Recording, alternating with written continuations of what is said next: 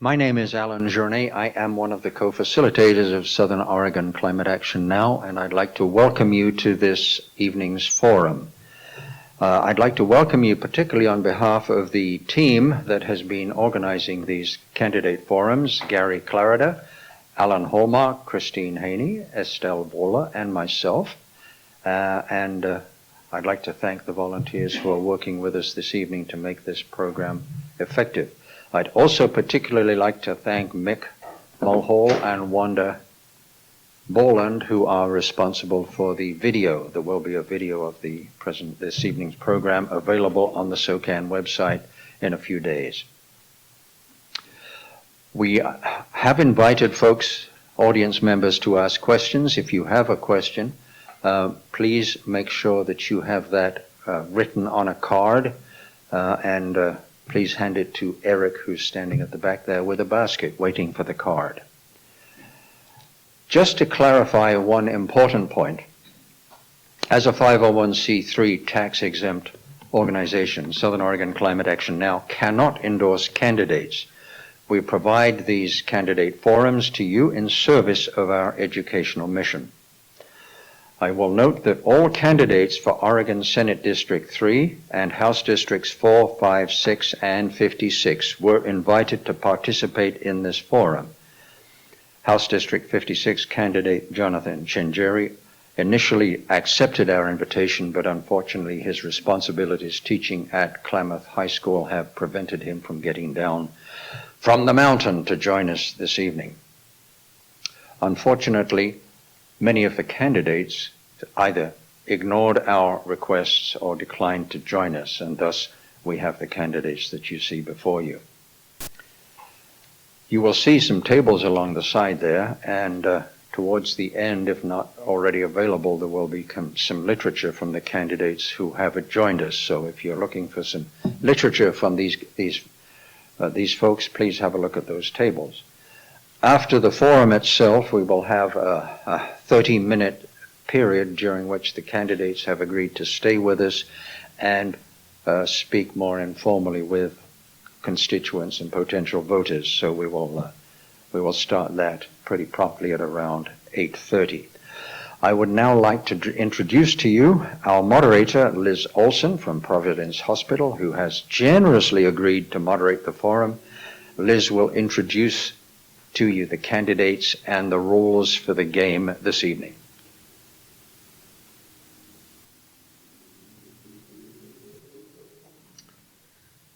Thank you, Alan. Once again, welcome to SOCAN Senate District 3 and Oregon House Districts 4, 5, 6, and 56 all-party candidate forum on climate and the environment. We'll start by offering some guidelines for tonight's forum. First, everyone, if you would please silence or turn off your cell phones. And then audience, if you could please avoid applause or any vocal expressions during the forum, holding those until the end so that we can maximize our time for the candidates. So tonight we're going to have 4 opportunities for the candidates to address the questions and issues. First, the candidates will each have 2 minutes for their introductory remarks. Then they will have 90 seconds to respond to questions that have been prepared by the SOCAN team. And next, the candidates will respond to questions that were submitted by you, the audience. And the candidates will be given 1 minute each to answer those. Lastly, the candidates will have 2 minutes each for their closing remarks. And as Alan said, afterwards there will be an opportunity to meet and greet the candidates for the last half hour, and Alan will explain later exactly how we'll do that. So candidates, we do have a firm 1.5 hour schedule tonight, and thus we ask you to please keep to the time limit for the questions.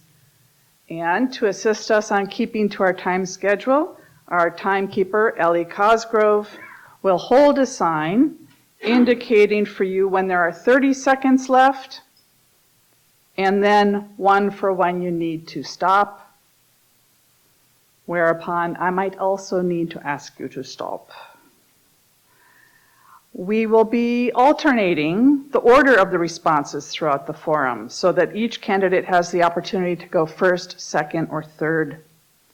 And candidates, if you'd like the question repeated at any time, please just ask me. So now allow me to introduce the candidates, and after I've introduced them all, you can express your applause to thank them for offering to serve our communities and state. Senator Jeff Golden, Democratic nominee for Senate District 3. Representative Pam Marsh, Democratic nominee for House District 5. And Mr. Dan Davis, Democratic nominee for House District 6.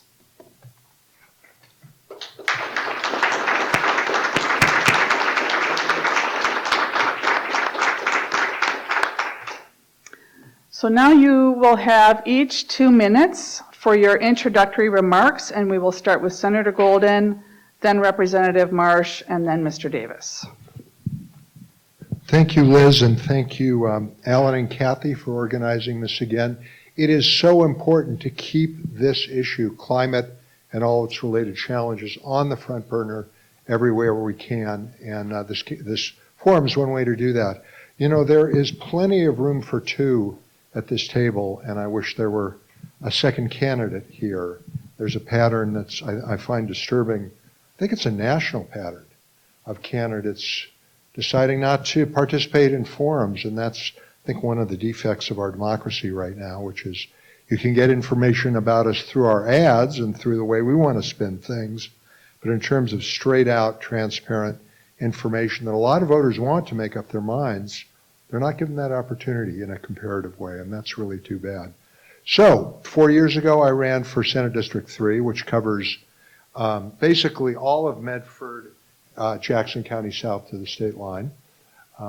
Was successful, and the reason, there were two things really that motivated me more than anything else. One was money in politics, and I won't diverge onto a whole tangent about that tonight, and the other was climate. And Representative Marsh and others had prepared a really amazing bill, a bit of legislation that basically emulated the California model for a market-based system of greenhouse gas, 30 seconds left, of carbon emissions reduction and funding for clean energy conversion. And we all know what happened with that. That was another place where Republicans didn't show up, and we weren't able to do that. That moved it to the stage of executive orders, which I think we're going to talk about tonight. And there's just so much. I don't need to talk about wildfire, which is our form of climate chaos and what it's doing to this valley and how challenging the future is going to be. We have no choice but to stay the course on greenhouse gas reduction every way we can, and there are ways to do it. Thanks for coming tonight. Thank you. So good evening. Thank you all for being here. I'm Pam Marsh. I'm the state representative currently for District 5. I'm going to take just a minute to explain the geography of these adjacent districts. So District 5, my district, includes the Green Springs, Ashland, Talent, Phoenix, a little corner of Medford, including the Manor and the area around South Medford, and then Jacksonville and most of the Applegate. If you live in the other part of Medford, you're going to be represented by my friend Dan Davis. If you live in either one of those districts, your state senator is our friend, Senator Jeff Golden. So in case that's helpful, there's your orientation. When I ran for the legislature for the first time in 2016, I talked about climate as my highest priority. I think if you've been living in a rural area as we are, and you have your eyes opened, you've seen the effect of climate change right in front of you. It's happened in the form of lower snowpack, of prolonged drought, of changes in habitat, of smoke events. And then in 2020, in that Alameda and Open Chain fires, which displaced thousands of people in our own communities. We know that climate change is here. It is destructive, and it is targeting our most vulnerable populations. So my work in Salem, and I hope we'll have a chance to talk about it, has focused in many parts on climate change. I sit as chair of the Energy and Natural Resources Committee. No, it's called Environment and Natural Resources Committee. We had a name change recently. I'm not clear to it.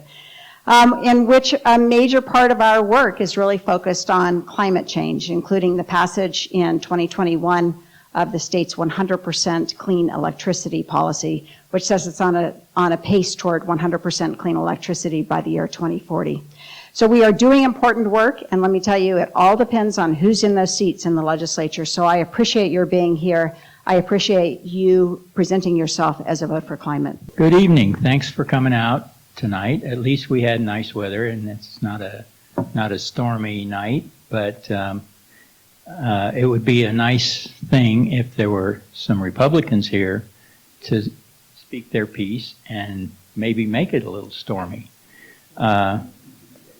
I want to thank Pam Marsh for advising me and getting me up to speed on a lot of things, and I have to say I resent you taking some of my voters away from me in Southeast Medford. So again, I'm Dan Davis. I'm a veteran, entrepreneur, a business owner for 35 plus years, 13 years as a GE senior engineer and manager of international turbine services. So energy production, turbine power plants, and energy has been my career for almost 40 years. My younger brother always said to me, they, and we know who they are, may not want to believe in climate change, but climate change believes in them. Why am I running? Because I have daughters, family, friends I love and would protect with my life if need be. The challenges of running for office is nothing compared with a war or massive wildfire destruction which we experienced that wipes out everything. My opponent, as shown by her absence here and her votes in the House, apparently lacks concern in this huge challenge that we all face, and she will continue to oppose any positive progress on this front. I am endorsed by the Oregon League of Conservation Voters, and my opponent has a 5% rating with OLCV. I think there was one item she voted for. Thank you. Thank you. Somebody had to be above 0. Thank you. Thank you. And now we will have our first round of questions. These have been prepared by the SOCAN team and were shared with the candidates 2 weeks ago. I will remind all candidates to please limit your answers to 90 seconds for these first 7 prepared questions. Question number 1. This topic concerns the climate crisis. Over the years, many attempts have been made to pass meaningful climate policy in Oregon to address the urgent climate crisis. Finally, following Governor Brown's Executive Order 2004, state agencies have established a number of programs that, in combination with legislation passed over the last couple of years, will result in meaningful climate policy. Which of these proposals do you think is most critical, and what do you think the legislature should do to prevent policies from being thwarted should a governor be elected who rescinds that executive order? We'll start with Representative Marsh, then Mr. Davis, and then Senator Golden. Thank you. And looking back on the last few years, I think I'm going to give my vote for most effective piece of legislation or action to House Bill 2021, which was the 100% clean electricity bill. That bill in and of itself will affect about 25% of the emissions across the state. It affects only the largest utilities, the largest electric utilities, including PGE and PAC. But what it does do additionally is really sets us on a course toward electrification. If we know that 80% of our electricity is going to be clean by 2030, the natural gas companies can't argue with us that the current mix of electricity is so dirty that natural gas actually competes well with that electric mix. So when we know we have electricity lined up, we can start doing things like working toward electrification in single-family homes and looking toward the construction of new buildings and figuring out how we can be as energy efficient and pursue decarbonization policies in both existing and future buildings. Make no mistake, if we get the wrong governor, we can't do anything to stop changes to the executive order. That governor can retract anything that she chooses to do. And while SOCAN can't be political, I can, and I'm going to tell you the only governor candidate, if you care about climate, that you can possibly consider voting for is Tina Kotek, because the other two individuals have committed to retract that governor's executive order, and there will be very little we can do about it.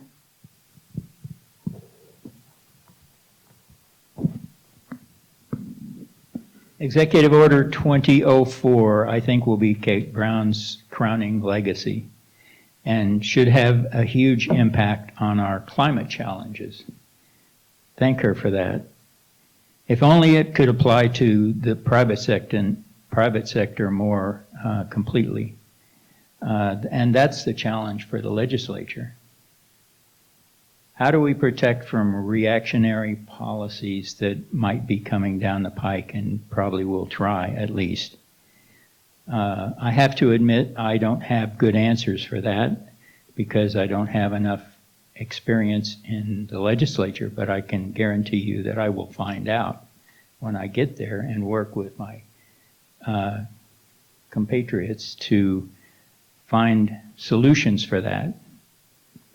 So plunging headlong into thinking we know the answers to climate change and thinking that it's going to be all electric vehicles, we have to be careful about what we're doing and be prepared for a lot of criticisms, like batteries have short life, they can't be recycled, which they can be. And battery technology is improving all the time, getting much better. And so those are positive things that we need to be prepared with to answer the criticisms that are going to be coming. Thank you.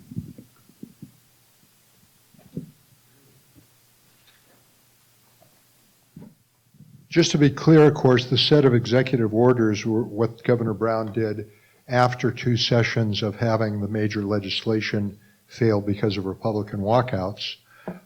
And it was the best that could be done at the time. And the good news is she could take action by her own. And the bad news is the next governor could take action on her own, if she's not Tina Kotek, to reverse them. And Rep. Marsh is right, there's very little that could be done about that. So fill in your ballots. There are 4 executive orders that stand out for me as the most important. All the agencies just about had to do some work on this. DEQ put forward 2 things that mattered in a big way: a climate protection program calling for 50% greenhouse gas reduction by 2035 and in transportation, and 90% by 2050.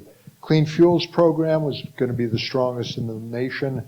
OSHA's heat and smoke prevention standards are the strongest in the nation for outdoor workers, and the Department of Energy's increase in appliance energy efficiency standards to meet the West Coast standards, which are the tautest in the nation. This is a workaround, executive orders, for reasons that we've said. We need to keep electing a legislature who prioritizes this issue and a governor who prioritizes this issue, so as not to do this dance and worry every 2 or 4 years if we're going to reverse our progress and stall. Thank you. Please vote. Question number 2 concerns water and drought. Probably the greatest threat facing Oregonians as a result of the climate crisis is ongoing reduction in water availability, promoting fire risk, and compromising agricultural and residential supplies. What steps should be taken to address this problem? We'll start with Mr. Davis, then Senator Golden, and Representative Marsh. Well, this is a real difficult problem that people have been working on for years and not always successfully. And they have made some progress, I noticed in the Mail Tribune, I think it was today, that had a group of people that were working together to clean up and repair wetlands on Klamath Lake. And that's the type of collaboration that's probably going to take to help solve the problem of, who gets what water and how much. There's other things we can look at doing, and I think we need to have some universities studying these issues. One is desalination. I know desalination has a requirement for a lot of energy, but then that'll bring me into one of my other issues, that small nuclear plants fueled by thorium, which is a much safer fuel than uranium. And these plants could work to power desalination plants. And that's going to be one thing we need to look at. And I think it's a real good possibility. Thank you. The twin crises of climate chaos in the western United States are heat and wildfires and water, obviously. And we have a demand strategy here because we can't produce a lot more supply. And you can divide that into agricultural and municipal water use. On the agricultural side, we invested about $100 million in water infrastructure in the last two sessions, a little more, I think. And that's going into a lot of irrigation district projects, including one to the north of this county. We do need to be piping more canals to recoup the evaporation and leakage involved there. And we need to be looking at our water rights, historic water rights system, and ask the question, should senior water rights holders who have so much and have that privilege be required to maximize efficiency of water use, which is not the case right now. Municipally, we need to encourage more stricter block pricing for water providers to their customers, where there's a baseline of use at the lowest unit cost, and the more they use, the higher the unit cost goes. We have to put those incentives in place. And we need to be looking at reuse requirements and so-called purple piping for the water that goes down our drains to be used by our landscaping.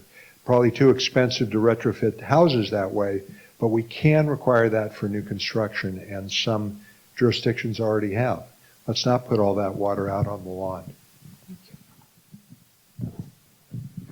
I remarked recently that I've been using the word existential way too often, but when you start talking about water, existential is the most appropriate word I can come up with. We certainly, we are in a long, persistent drought.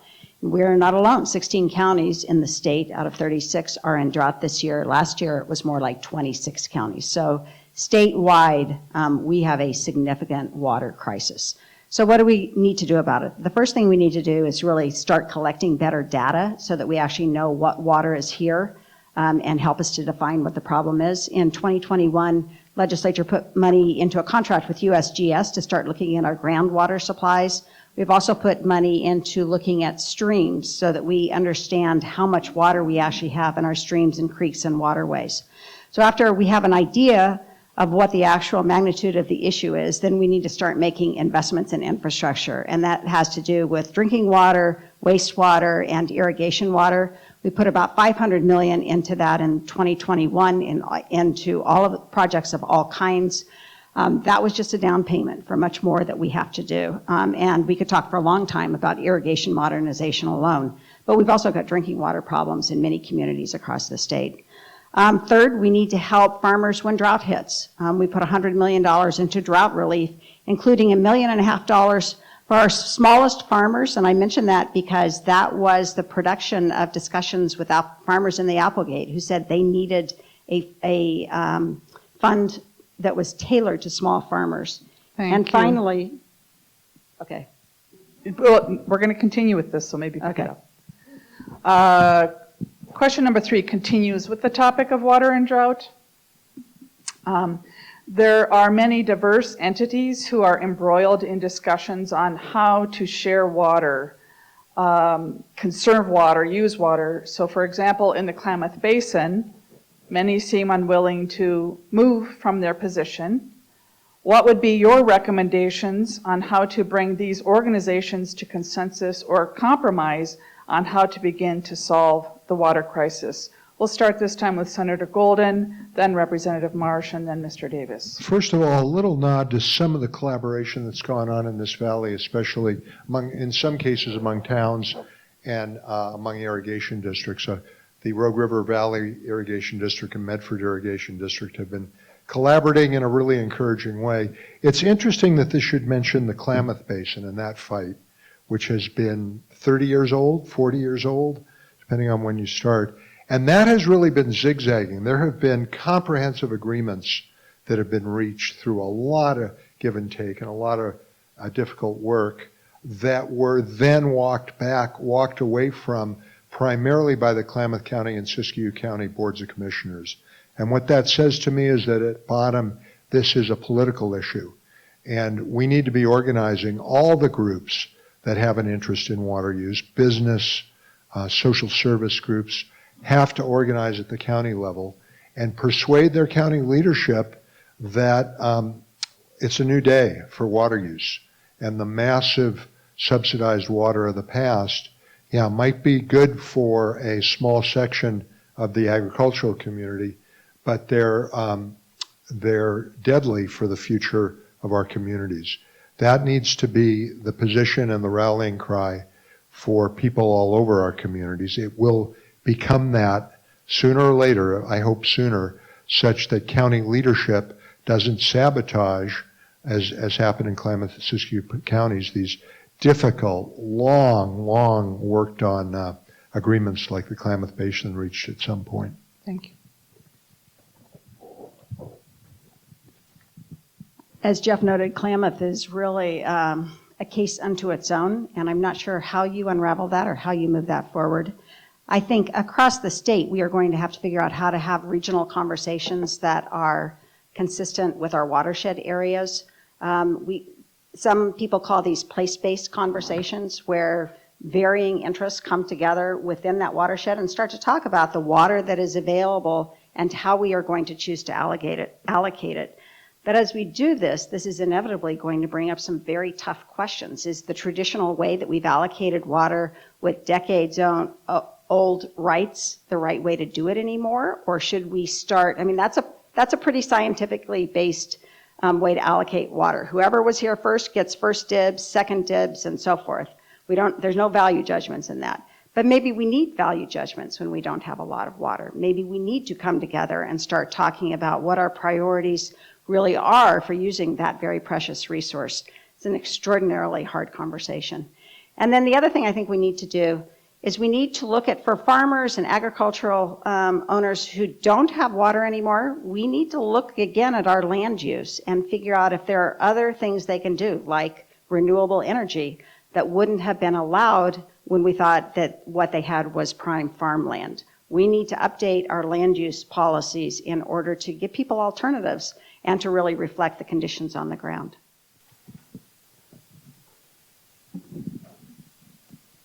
Well, I accidentally jumped into Klamath issues last time, and so I'd like to, if I can have permission, to talk a little bit more about water in general, which is what I wanted to talk about before. Besides desalination as a solution, and a very good solution that's being used around the world in desert countries and people who are lacking that resource, and it's something that could help Oregon a lot, especially the eastern part of the state. It's a sustenance of life, and we need to transport water when we need to, when we can, like we transport fuel now. We put the money and the resources into infrastructure to transport natural gas and to transport diesel fuel up and down the state.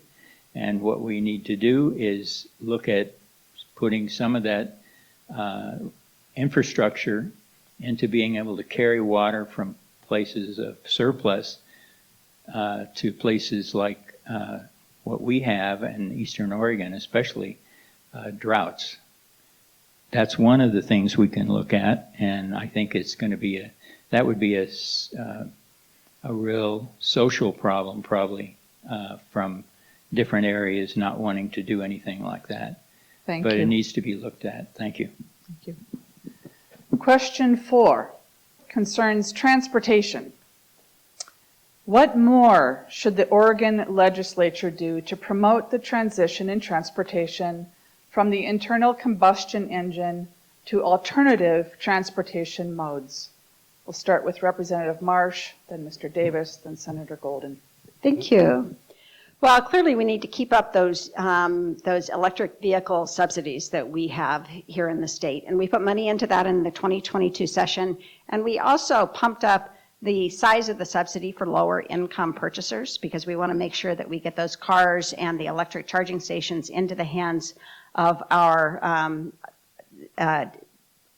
communities that haven't always had access to electric vehicles. So that's number one. Number two, we need to look at renewable diesel. You may or may not be familiar with renewable diesel, but it's a product that is interchangeable with regular diesel. I think it has tremendous possibilities for carrying our freight community along until electric vehicles are really available for mid-size and large-size trucks. Recology, if you live in Ashland or Talent, you get trash service from Recology. Recology uses all renewable diesel. We actually have renewable diesel available in our community, and it can, depending on the mix, reduce emissions by 60 to 90%. It's a huge, big, important thing. Third, we need to really work on the charging infrastructure for both trucks, when we do get those electric trucks, and for electric vehicles, both up and down the I-5 corridor, but also out to Eastern Oregon. And finally, I just want to raise the question of renewable hydrogen, because we're going to start to hear a lot of conversation about whether vehicles should use renewable hydrogen. And I think there are many questions about that. I'm not sure that's the best alternative. But we're going to be looking for input on that question. Thank you. Thanks, Pam. I really like hydrogen because hydrogen, when it's burned, gives you water. Hydrogen plus oxygen is H2O, and I think it's a real good future fuel.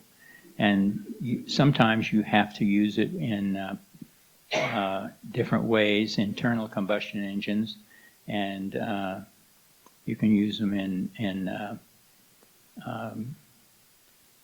to produce electricity for an electric vehicle. Instead of having a battery, you use a fuel cell to drive those electric motors. One thing I want to mention is that you have a really good transit agency here, and I'm on the board, vice chair. This agency has gone every step of the way. They've gone from diesel fuel, which is the worst, into compressed natural gas. And recently we've started buying renewable natural gas, which is landfill gas and gas from sewer treatment plants.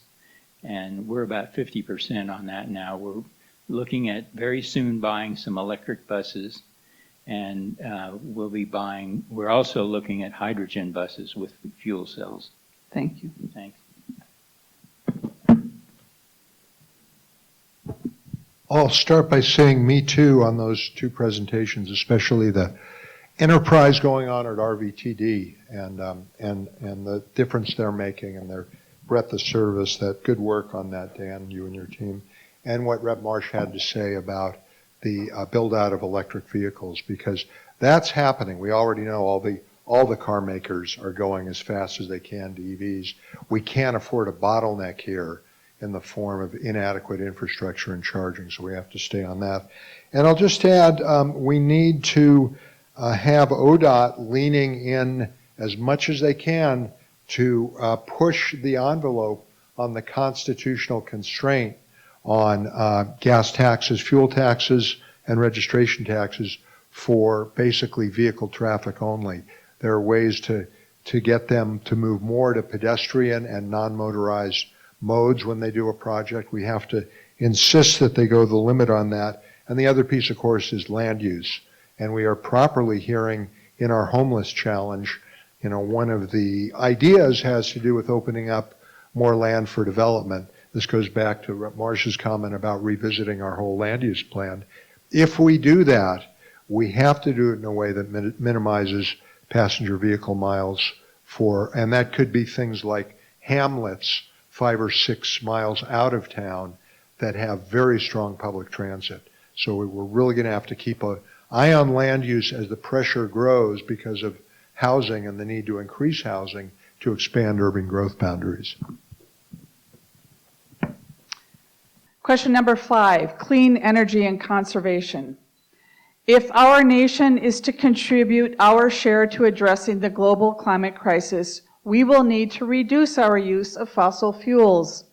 What legislative proposals would you offer or support to assist this transition? And the order will be, we'll start with Mr. Davis, then Senator Golden, and then Representative Marsh. Well, the most obvious low-hanging fruit is solar and rooftop solar, which we will have on our house by the end of this year. It's already been ordered and scheduled. We sized our solar at about 140% of what we use, and so that the excess will be sold back to the utility. And with a larger solar system, 5 kilowatt system, we'll be able to, when I eventually get, as planned, an electric vehicle, be able to charge that vehicle using solar power, which I think is a real good use of clean energy. I think Pacific Power needs to invest more in rooftop solar as capital investments. And in return, they could get a break in order to be able to buy back the excess solar at a wholesale price instead of what they're doing now. They're buying it back at retail. And so it would be like an investment for them. I think they would be amenable to that if the legislature and governor would go with that. I want to talk briefly for 5 seconds about nuclear, because that's an area that we're going to have to look at in order to meet our needs to reduce greenhouse gases. Thank you. There's small community-sized nuclear plants out there now. So anyway, I'll talk more about that later. I think this is less about new initiatives than enhancing and staying the course on things that are already underway, and would be better underway if we had a stronger climate action majority in the legislature. That's another thing on the table this election season. So a very important piece, Rep. Marsh already mentioned House Bill 2021, that calls for the end of any fossil fuel contribution to our power generation by the year 2040. That's really ambitious. It's going to drive markets on the modes that Dan is already talking about, and we have to make sure that implementation doesn't lag back. We need to, Rep. Marsh is also involved in a task force now on building efficiency. That continues to be potentially one of the greatest gains for us. Weatherizing and making sure that new construction is state-of-the-art in terms of energy efficiency. Some say conservation is the greatest alternative energy resource, and that may be true. And I'd be interested in seeing if we can expand the new Oregon Youth Corps, which we put to work in the forest and the wildfire space, to weatherizing buildings, to weatherizing the hundreds of thousands of substandard buildings in the state in terms of efficiency. That seems like really good work to me. And there's, we know we've been talking about for conservation for decades. We've made gains. There are way more gains we could make.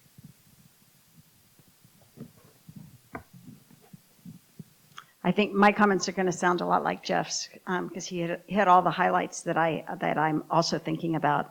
And so House Bill 2021 set us on this course toward 100% clean electricity, but we still have to figure out what the energy sources are that we are going to use to make that electricity. Some of them we know, some of it's solar, some of it's wind, some of it's hydro, but some of it is going to be technologies that are not yet in play or that we can't even identify as of today. So I think in the next legislative session, you're going to see a lot of talk and maybe some legislative proposals around specific kinds of energy and what the state can do to get action going in those areas. For example, offshore wind. We did a study of offshore wind. We know there's tremendous potential there. There may be some conflict with the fishing industry that we need to work out, but we really want to support the development of that technology. Another potential conversation piece is certainly renewable hydrogen, because we know that the feds are putting a lot of money in the IRA into renewable hydrogen, so we're going to want to look at that. A number of technologies, I think, will come up for discussion. We'll also be looking at recommendations from the Rebuilding Task Force, which is looking at existing and future buildings and trying to adopt strategies that we can use to reduce energy consumption and to decarbonize those buildings, because we know buildings are about 40% of our energy mix after you take away the emissions that go into electricity.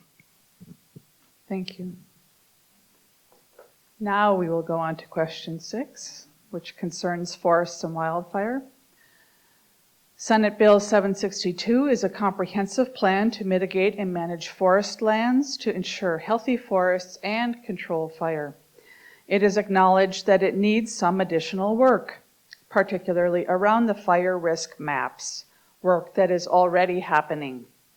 What are your recommendations to increase public support for action and strengthen Senate Bill 762? We'll start with Senator Golden, then Representative Marsh, and then Mr. Davis. I think I have a vague memory of what Senate Bill 762. Yeah, this has become the major issue in my race, and I'm a little annoyed with the cynicism of a party that screams about the horrors of a bill that the majority of them voted for at the time. But we do have a problem with one section of the bill. There is so much good work going around that bill, which we don't have time to list right now. But the rollout and strategy and public communication around the risk maps was really botched. There's just no other way to say it. And it has created a challenge in public credibility and public acceptance. My meeting before this was with 250 people in Jacksonville who are not very happy. So my interest is what seems to work, what seems to change people's thinking about this, is when they get professional visits to their property to take a look at what is actually required, what may be required in some areas, which is so much less severe than all the rumors of the bulldozers creating moonscapes around people's homes. We can do this, and already Ashland, Jacksonville, and other places have Firewise communities of neighbors helping each other do this. So I want to move in a direction of scaling out those visits, those neighborhood groups who can really, really fire hard in their areas, and then we're working with insurance companies to see what kind of incentive can be offered to those who do the necessary work. I think that's the key to making this part of 762 work. I think I want to use the first part of my answer here to just acknowledge the tremendous leadership we've had on this subject and on this bill from Senator Golden. We are so blessed to have had him at the helm, putting this legislation together, and then figuring out how to really communicate the tremendous value in Senate Bill 762. So let's all thank him for that.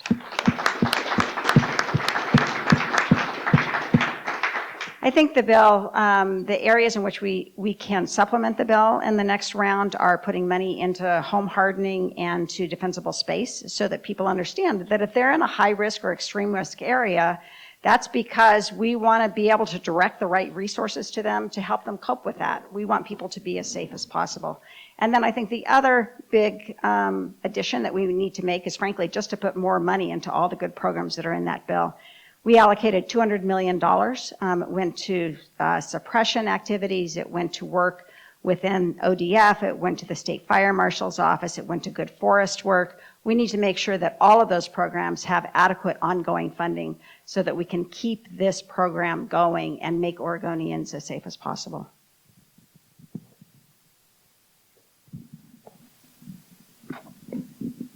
I want to second the thanks to Senator Golden for all of his work on fire on this bill and trying to solve the problems that we're facing with dry forests and dry lands. That's having been a survivor 2 years ago of losing our house and everything, every single thing. So I really appreciate what Rep. Marsh has worked on to help with recovery as well. And I think that brings up the most important thing for us to think about tonight, and that's getting Senator Golden reelected, because he's the one that has the leadership on this issue right now. And we need him back in the Senate to keep driving it. All right. We're at our last SOCAN team question, number 7, also concerning forests. Over the years, the taxes imposed on timber harvest in Oregon have dwindled, resulting in loss of revenue to forested counties. Please identify and explain your position on the notion of restoring taxation for harvesting trees to a level previously experienced in Oregon and equivalent to that imposed in neighboring states. We'll start with Representative Marsh, then Mr. Davis, and then Senator Golden. Thank you. So the question of how much tax and what kind of tax are paid by the forest industry is one that has been discussed in the legislature, I think, every year that I have been there. And to be clear, this is ultimately a political question. We know, if you look at the numbers, that our forest industry does not pay equivalent to what their partners in Washington state might pay. And the forest industry still has a disproportionate political impact within the state legislature, especially given the impact that it actually has in terms of our economic development.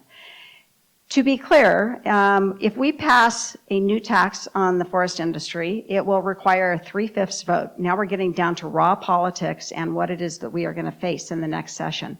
3/5 vote in the House means that we have to have 36 votes. We have to have 18 in the Senate, and we have to have a governor who is willing to sign that legislation. Passing any new bill is a huge lift, and most likely will require that we will have Republican votes as part of that. And so then the calculation is really, is passing a bill on the forest industry the most important use of those very rare tax votes? And that's a political calculation that would have to be made. So as much as we might like this idea, as much as we can look at the data and say it's the right thing to do, the politics of actually executing additional taxation on the forest industry are pretty overwhelming.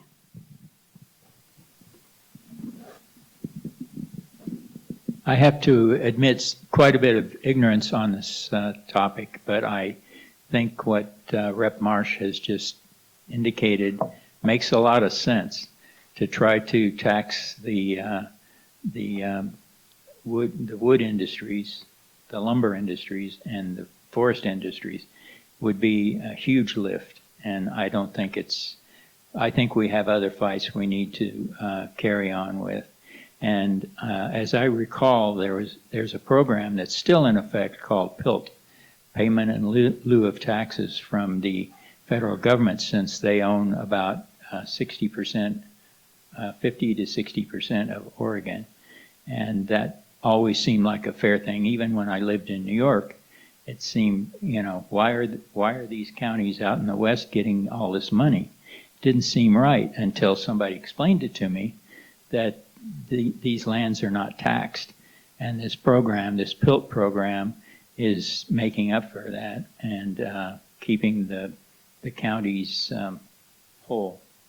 So I think that's what we need to work on. When the severance tax was ended in the mid-1990s, it generated, in current dollars, somewhere on the order of $130, $150 million. Now the timber industry is paying on the order of $10 to $15 million. The timber industry is variegated. It's got local operators who struggle, and it has Wall Street leveraged buyout firms and hedge funds and what are called TIMOs and REITs that have been massively profitable. And we have to keep telling that story because the losers are communities, wildfire, because we put a ton of money into 762. We cannot sustain that. And the lands, a lot of these private lands are protected by ODF. We have to keep telling the story, what the cost is of these tax codes that have privileged these out-of-state corporate timber owners who are a pretty new phenomenon and build a political following for it. I don't know how we're going to fund wildfire going forward without a restated severance tax. It might look different, but that's the order of magnitude of funding we need. I do not know in the political climate now how communities are going to restore anything like the timber receipts they used to get. And I don't know how we're going to be protecting municipal watersheds from the effects of fire and mudslides, and that all can come out of a severance tax. So I would put that pretty high on the list. Well, thank you. That concludes the SOCAN team questions. And now we turn to the audience questions submitted as you entered. These have been vetted by the team members to avoid duplication and to assure clarity. And each candidate has only 1 minute to answer. Question from card number 1. The climate crisis is an existential problem. Solutions need to involve all Oregonians, yet there are conflicts between urban and rural residents. How would you balance the diverse needs of urban and rural Oregonians? Can there be too much compromise? We'll start with Mr. Davis, then Senator Golden, then Representative Marsh. That's a good one. I wish I had a good answer for that. It's in today's climate, political climate and social climate, it's very difficult to get people to work together and to come to compromises and agreements on things. That's what we need to keep working on. And I think Democrats are in the best position to do that because we've always been willing to work with the other side and to try to come to an equitable agreement on issues. So we just have to we can't always be Mr. Nice Guy, but we can try to convince the other side that we have some very good points. Some of the heartbreak of the failure of the big climate bill was that it would have generated so much revenue for rural Oregon for job creation and infrastructure projects and clean energy. And we made that evident time and time again and really had trouble overcoming the rhetoric about how this was Portland destroying rural Oregon. There's a really interesting film you may have seen. You should watch it. You can find it online. That was produced by folks out of here who were involved in the Jordan Cove pipeline victory and other things, called The Other Side of the Hill. And it interviews rural leaders on the east side, very trusted multi-generational people who are out there converting to clean energy and building jobs and building enterprises. So a lot of this is about the messenger. I think the rural-urban split can be exaggerated. It's a real deal, but there are so many people who don't fit into that box, especially in rural Oregon, and we need to do everything we can to promote their work because they're the right messengers.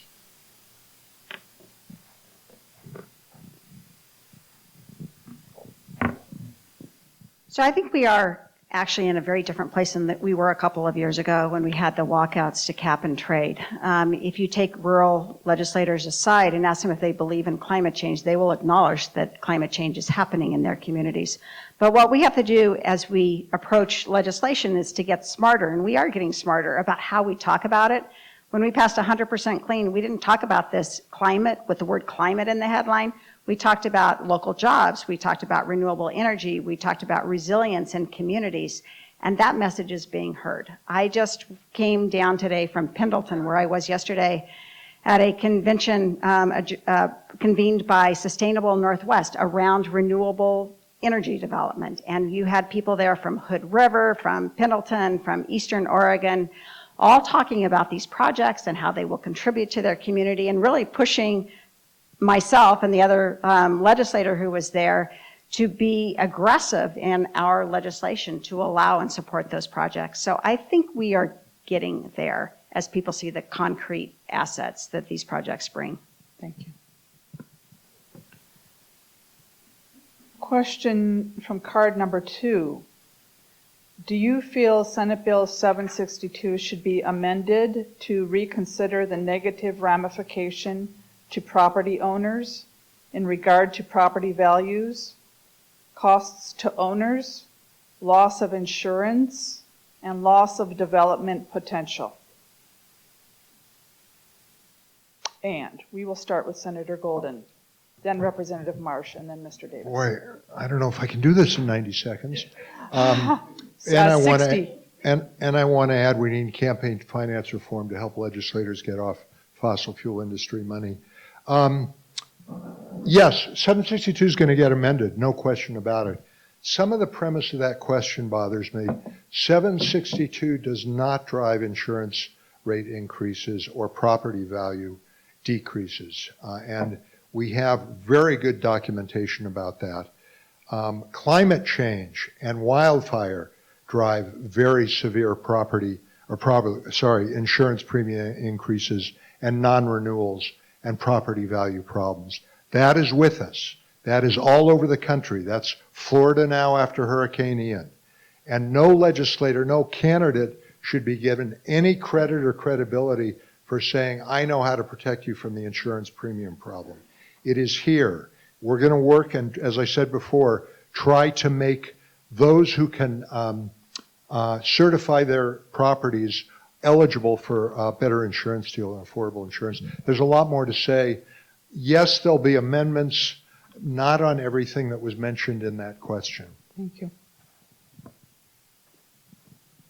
I think it's really important when you talk about 762 to remember what a broad bill it was. It was a $200 million bill that addressed all aspects of protecting us from wildfire and responding to wildfire, including suppression and forest projects and air filtration and responsibilities to the utilities to make sure that they are conducting themselves in the most conservative way to limit fire.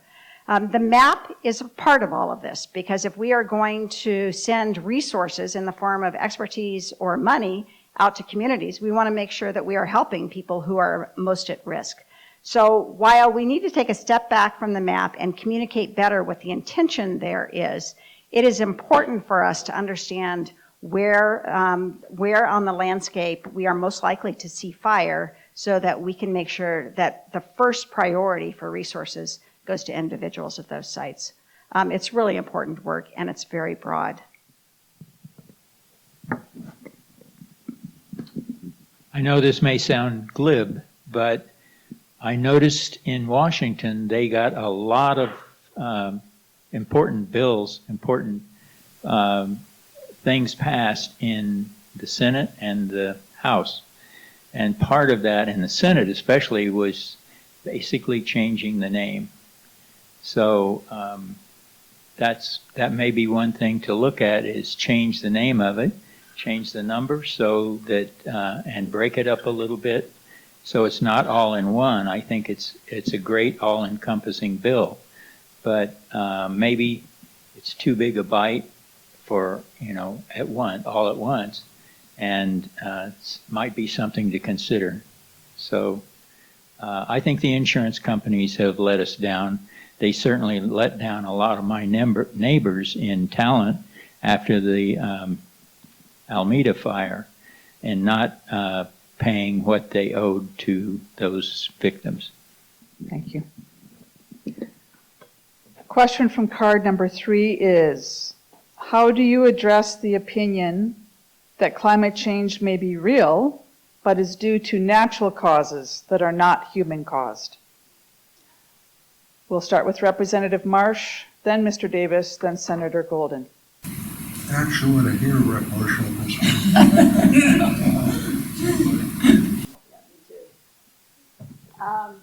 one. I find that there are increasingly few climate deniers out there. There are people who don't want to talk about it. There are people who will find it hopeless to think that we can do anything. There are people who will discourage us from even thinking that we can do anything. But we are seeing summers now that are so hot, so prolonged, that people are dying. Last summer, the summer of 2021, more than 100 Oregonians across the state died when we had this tremendous heat wave. So the fact that we have climate change happening, that it is destructive, that it is affecting communities in very direct ways, is a very difficult thing to deny at this point. In terms of people who don't want to take action, I think the rest of us just forge on because we understand that this is an existential crisis in front of us. And we have to take action to both mitigate climate and to help people adapt as circumstances on the ground continue to change.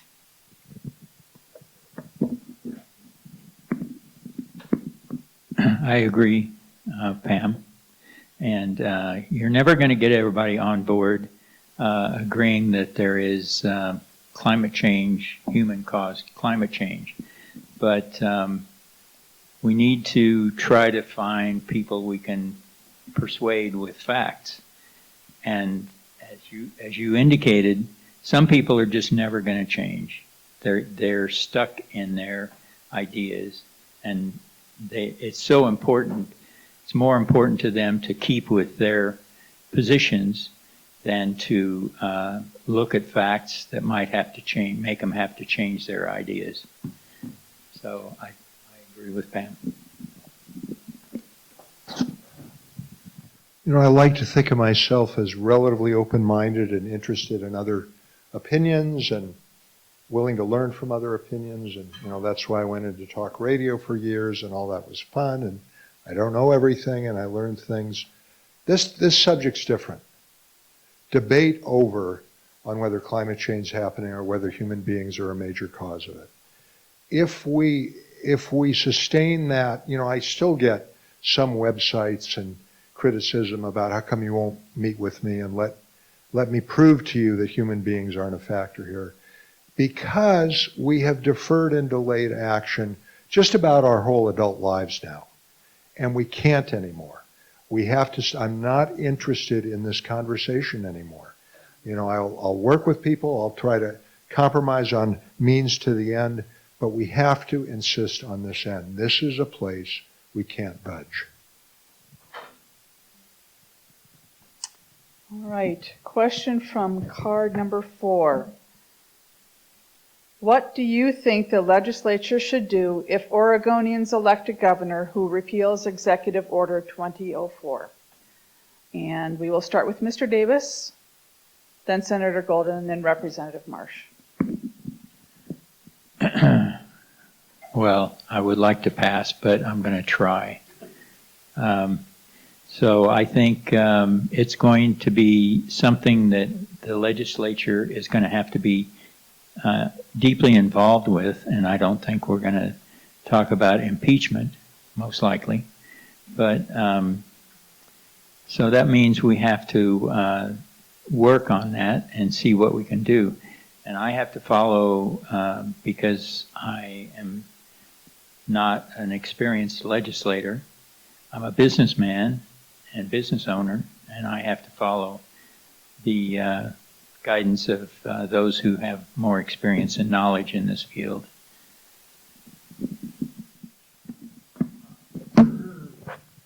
Well, I have the answer because I'm so experienced. How about, first of all, we don't elect a governor who does that? How about we elect Tina Kotek so we don't have to deal with that? In a way, our job is the same no matter what. We still have a job as activists to move this state more and more and more, to bring in the people that Pam was talking about on the east side who are changing some of their views, to promote the clean energy opportunities that are already going on all around the state, in order to build a critical mass of people who will support major climate action, like the big bill we did. That's true no matter who's elected governor. We just are sort of pushed in a more dire corner if those executive orders are rescinded. So we have a lot of work ahead of us to create this consensus around what is clearly a better, not just environmental, but economic future for Oregon. And it's happening, and we have to be as creative as we can and as collaborative as we can with other organizations to make it happen no matter who's elected governor. Thank you.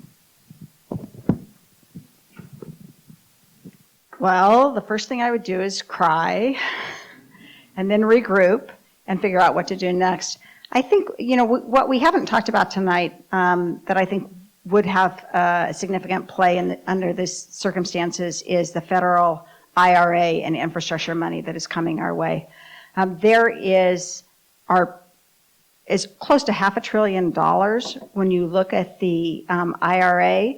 That money is going to be dedicated to climate in all kinds of forms. It's going to be tax credits, it's going to be manufacturing, it's going to be huge investments in states. And I think there will be an opportunity, regardless of who the governor is, to organize the state in a way to make sure that we get as much of that money coming into us as possible, because everybody's going to want that money. It's going to be good for rural communities, it's going to be good for individuals, it's going to be good for families. And I think that work will carry on regardless of who's actually in office. And that money has tremendous potential to impact our lives and our climate status. Question from card 5. What role can the state legislature play in resisting federal efforts to shrink protected areas, such as national monuments, parks, historic sites, and recreational areas in our state? We'll start with Senator Golden, then Representative Marsh, and then Mr. Davis. I don't know, there's an item on our legislative job description that can do that. I mean, we're good at resolutions to Congress that are not very substantive, but can express the view of the legislature. But, I think I will help and be part of political campaigns to elect federal leadership that doesn't do that. I mean, this is basically we can throw up our hands and wave them around and say this is wrong and help communities nearby like Ashland and the Rogue Valley in the case of the Cascade-Siskiyou National Monument to organize. But this plays out on the federal level, and we need to be active like the rest of you every way we can to retain leadership that doesn't shrink our public lands.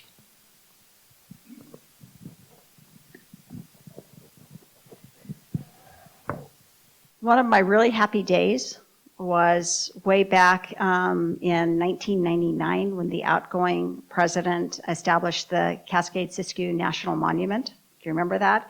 And then a second happy day was right before Obama left office when he expanded the Cascade-Siskiyou National Monument. And one of my really unhappy days was when Ryan Zinke, you remember him? He was head of Department of Interior under Trump, came to town to talk about disbanding the expansion of the monument. And many of you may have been out in protests when he arrived at the Medford Airport area.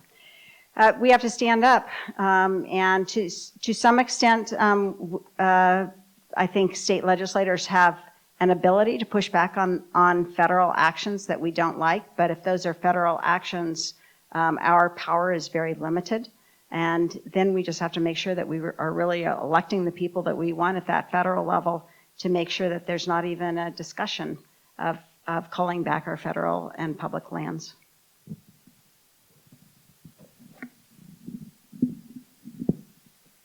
I think, from my point of view, we were extremely lucky to have the President Biden elected in 2020.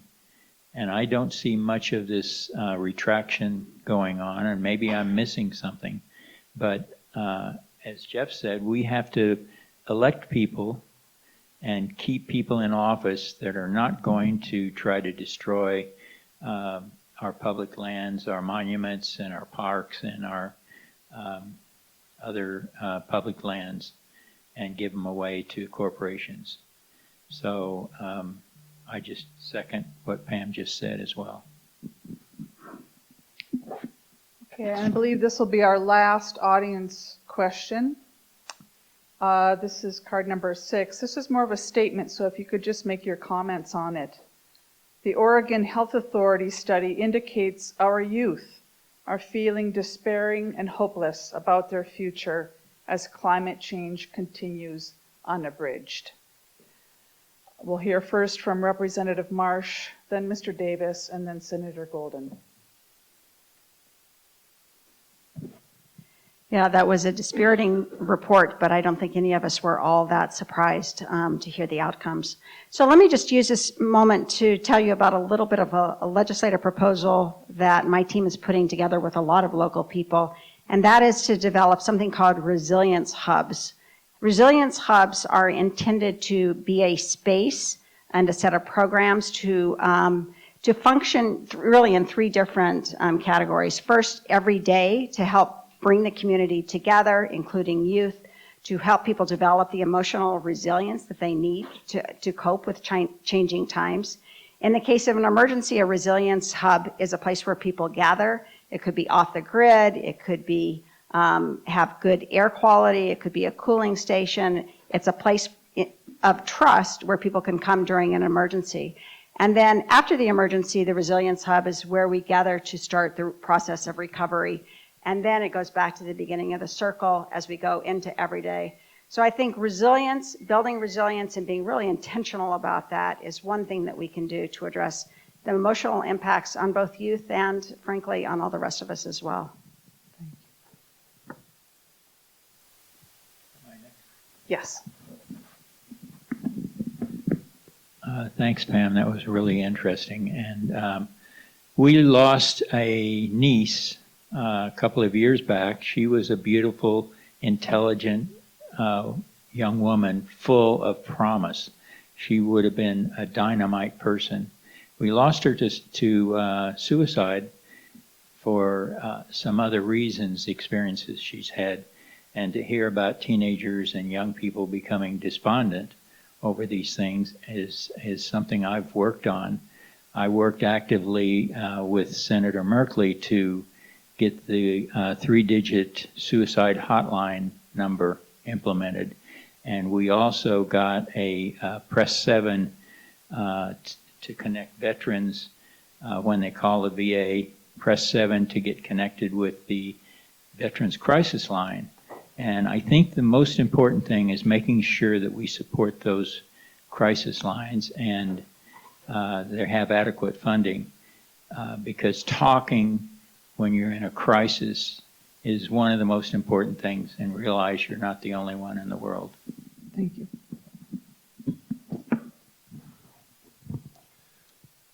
This is heartbreaking and exhibit one in the shame of our entire society for not moving on climate change when we knew how serious it was.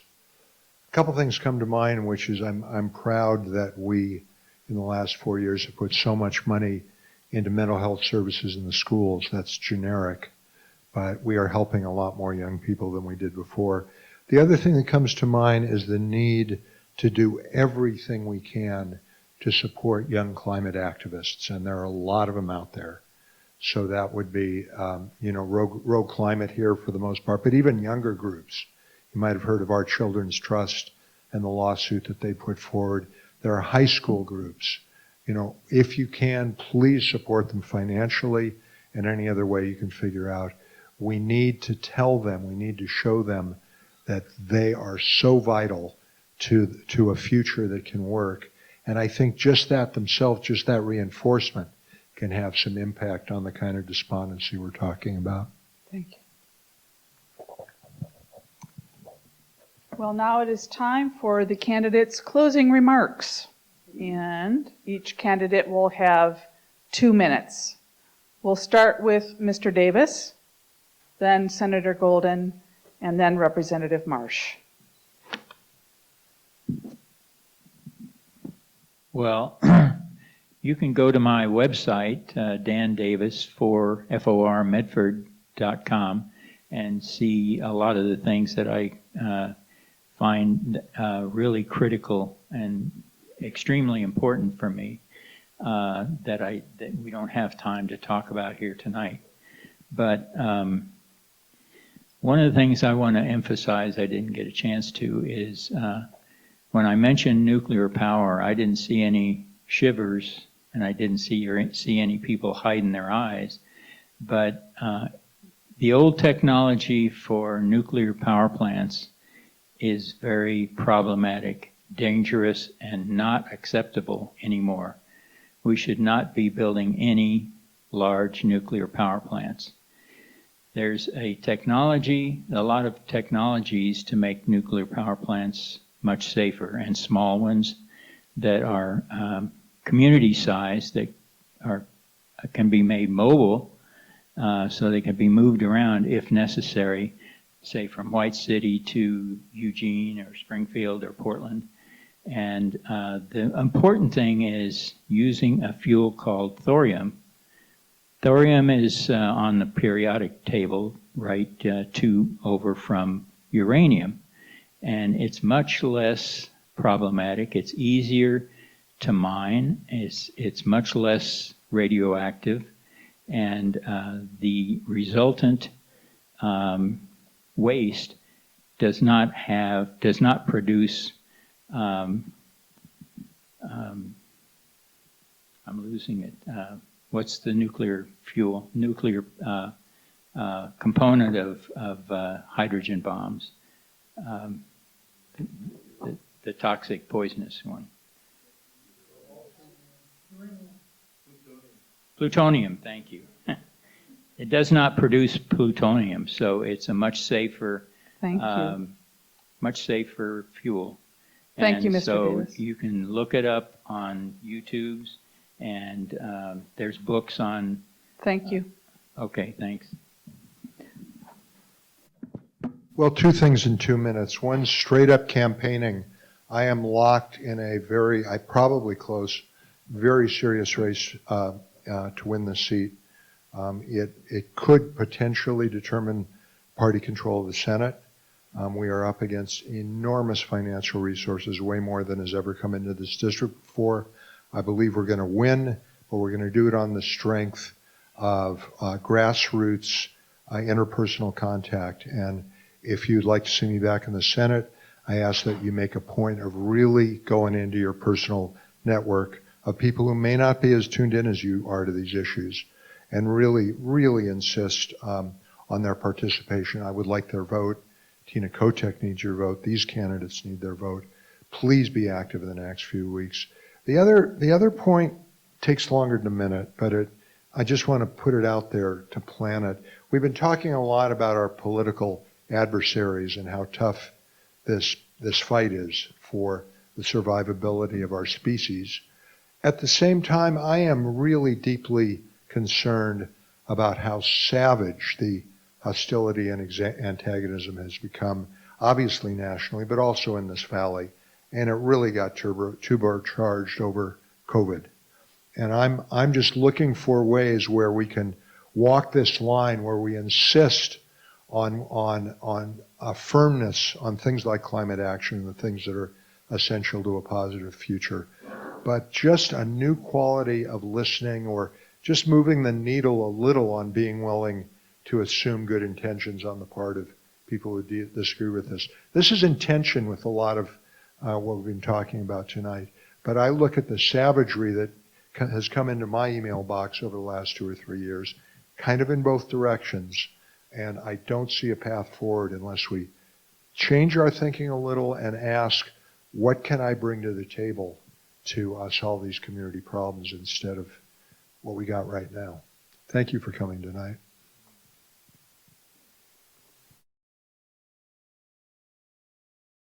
And I want to start with just doing a shout out again to SOCAN and to all of you for showing up tonight. You know, this question of climate is a hard thing to face, because when you actually sit down and look at the situation that's facing us, it's dire, it's scary.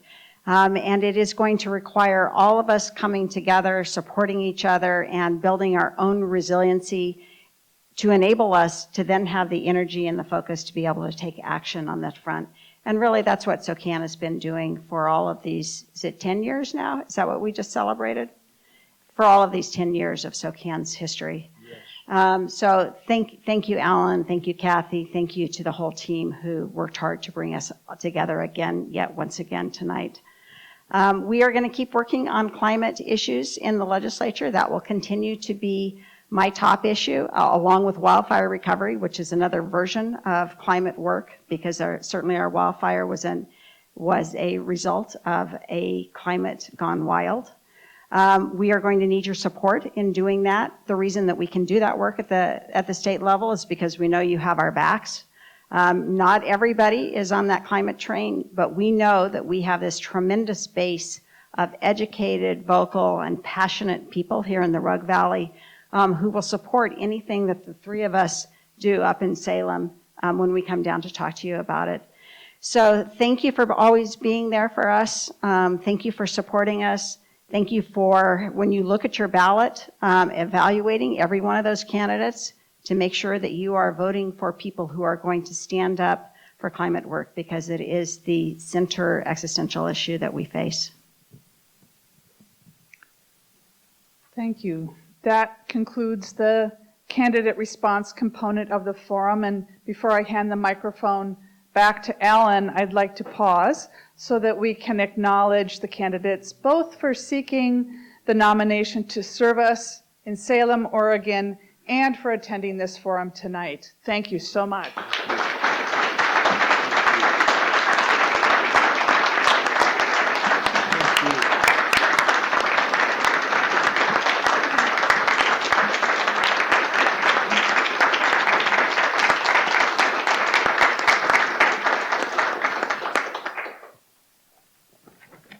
First off, I have to ask you to express your appreciation to Liz for doing a fine job of moderating the program.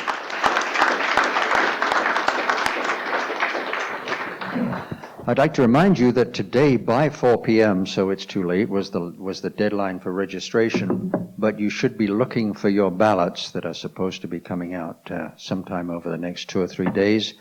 Don't forget to check them out and look at them closely. About a week from today, Alan, you should see. They're supposed to be mailed by the 21st, so they could be here on Saturday. They could be, if Louis DeJoy doesn't have his way. What we are going to do in just a few moments is break up for a few moments where you can spend time with the candidates, talking to them personally, individually. And so I'm going to designate where they will go, and I'm going to ask you to go and find them. So Dan, could you go under the SOCAN sign? Pam, would you go back where Alan Hallmark is? And Jeff, would you like to come over by the other SOCAN sign over here? We have some appreciations which are listed on the screen for you. Particularly, I'd like to thank Michael Mulhall and Wanda Borland for joining us this evening, as they did last time, to video the program. The video of the Forum 1 is now posted on the SOCAN website. I'd like to thank timekeeper Ellie Cosgrove. I hope she was kind to you. We have a planning team, which I mentioned at the beginning. I won't repeat those. And we have a number of other folks from SOCAN who volunteered to help with this evening's events, and I'd like to thank them all for joining us.